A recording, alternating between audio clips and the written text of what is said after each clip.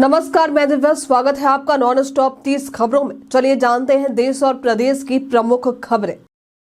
भारत अब पुराने सामान के अलावे केले, घी, फर्नीचर, ऑफिस स्टेशनरी और सोलर पैनल जैसे नए उत्पादों का निर्यात भी बढ़ा रहा है। सरकार नए बाजारों की तलाश में है और वित्त वर्ष 2024-25 के लिए निर्यात का लक्ष्य $800 बिलियन रखा गया है। भारत में 11 नए एक्सप्रेसवे निर्माणाधीन हैं, जो 2025 तक पूरे हो जाएंगे। इन एक्सप्रेसवे में उत्तर प्रदेश, दिल्ली, गुजरात, मध्य प्रदेश और अन्य राज्यों के लाखों लोगों को लाभ होगा। यातायात में सुधार, व्यापार को बढ़ावा और रोजगार के नए अवसर उत्पन्न होंगे।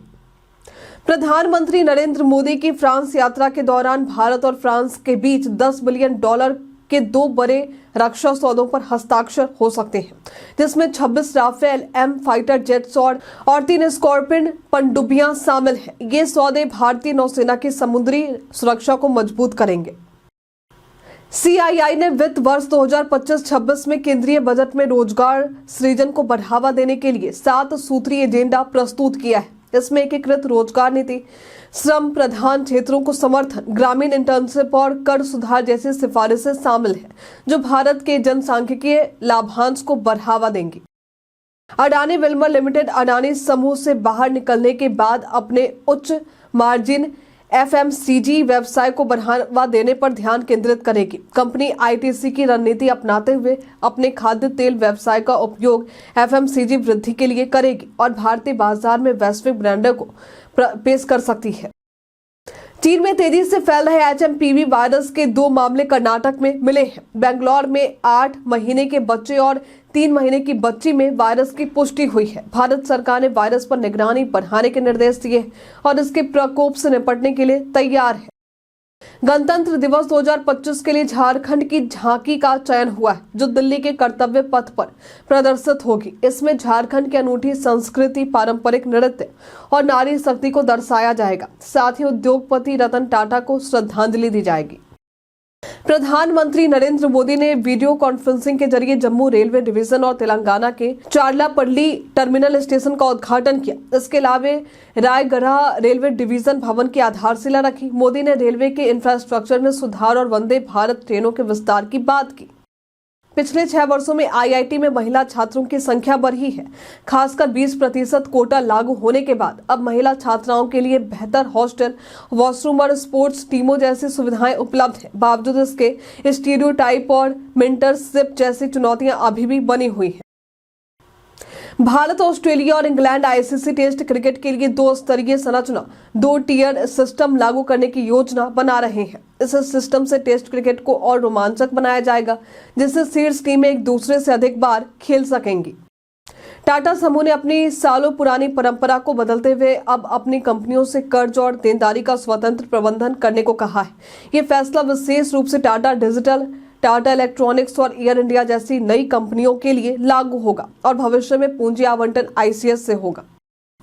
जनवरी के दूसरे हफ्ते में सिनेमा घरों और OTT पर कई नई फिल्में और शो रिलीज होंगी। सोनू सूद की फतेह और रामचरण की गेम चेंजर सिनेमा घरों में आएंगी, जबकि OTT पर the Sabarmati report, black warrant, shark tank India season 4 और MTV रोडीज एक्सेस स्ट्रीम होंगे। 13 साल के वैभव सूर्यवंशी ने विजय हजारे ट्रॉफी में बंगाल के खिलाफ मोहम्मद शमी और मुकेश कुमार जैसे गेंदबाजों के सामने शानदार बल्लेबाजी की। उन्होंने मुकेश के खिलाफ 12 गेंदों पर 26 रन बनाए। सूर्यवंशी की काबिलियत ने IPL 2025 के लिए उन्हें चर्चा में ला दिया है। फरवरी 2025 में प्रमुख ब्रॉडकास्टर्स ने टीवी चैनल्स के दाम बढ़ाने का निर्णय लिया है। चैनल्स ने ऑपरेटिंग कॉस्ट और कंटेंट बनाने की लागत बढ़ने के कारण 10% तक की कीमतों में वृद्धि होगी। इससे पेड DTH सर्विस यूजर्स को ज्यादा खर्च करना पड़ेगा, जबकि OTT प्लेटफॉर्म की पॉपुलैरिटी बढ़ रही है। भारत ने सिक्किम में भारत चीन सीमा के पास 2000 मीटर की फायरिंग रेंज और अरुणाचल प्रदेश में 16 मेगावाट का हाइड्रो इलेक्ट्रिक प्लांट मंजूर किया है। ये फायरिंग रेंज 15,000 फीट की ऊंचाई पर बनेगी, जो चीन की सीमा के करीब सुरक्षा के लिहाज से अहम है। कनाडा के प्रधानमंत्री जस्टिन ट्रूडो सोमवार को अपने इस्तीफे का ऐलान कर सकते हैं। ये लिबरल पार्टी के नेता पद से इस्तीफा देंगे, जिससे पार्टी में नेतृत्व परिवर्तन की संभावना है।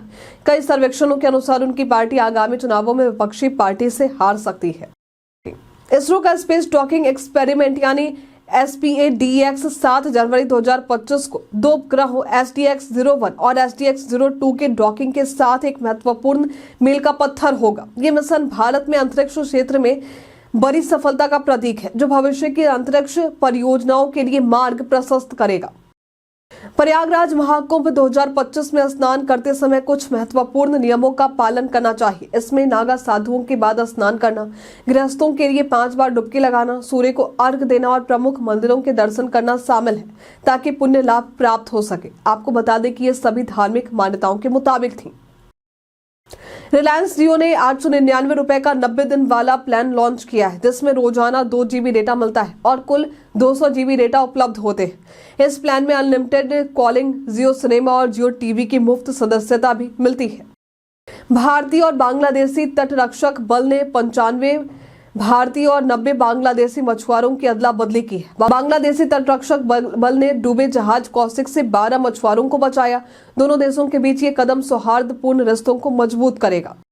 किसानों को जंगली जानवरों से अपनी फसलें बचाने के लिए एक सस्ता और प्रभावी तरीका मिल गया है। 50 रुपए खर्च कर पटाखों और लोहे के पाइप का उपयोग करके किसान जानवरों को डराकर फसलों की सुरक्षा कर रहे हैं, जिससे उनका नुकसान कम हो रहा है। 6 जनवरी 2025 को भारतीय सराफा बाजार में सोने और चांदी के दाम में कमी आई है। 999 शुद्धता वाला 24 कैरेट सोना 76,948 रुपए प्रति 10 ग्राम और चांदी 87,568 रुपए प्रति किलो हो गया है। सोने के विभिन्न शुद्धता वाले दाम भी सस्ते हुए।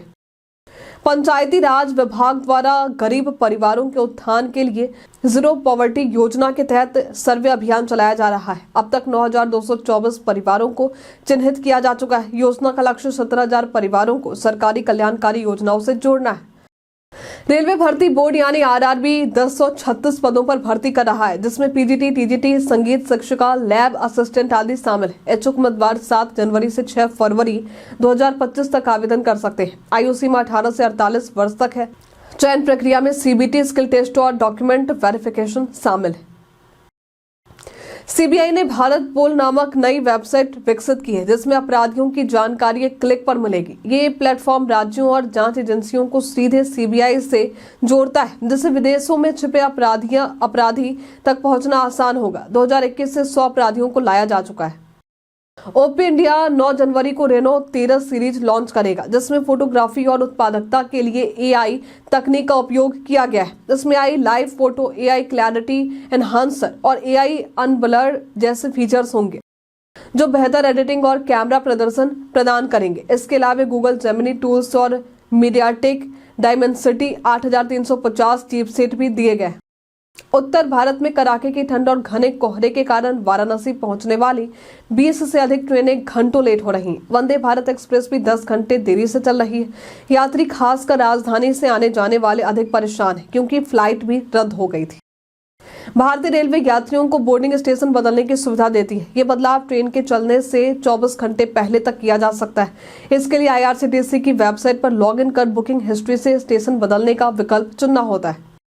भारतीय सरकार केंद्रीय बजट 2025 में 25,000 करोड़ रुपए की लागत से इलेक्ट्रॉनिक कंपोनेंट्स के लिए नई PLI योजना की घोषणा करने वाली है। इस योजना का उद्देश्य घरेलू उत्पादन बढ़ाना और चीन पर निर्भरता कम करना है। इससे 40,000 करोड़ रुपए से अधिक निवेश की संभावना है।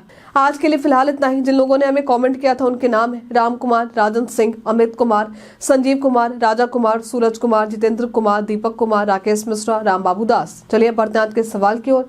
आज का सवाल है, ठंड से बचने के लिए आप क्या कर रहे हैं? आप अपना जवाब हमें कमेंट में लिखकर जरूर बताइए। धन्यवाद।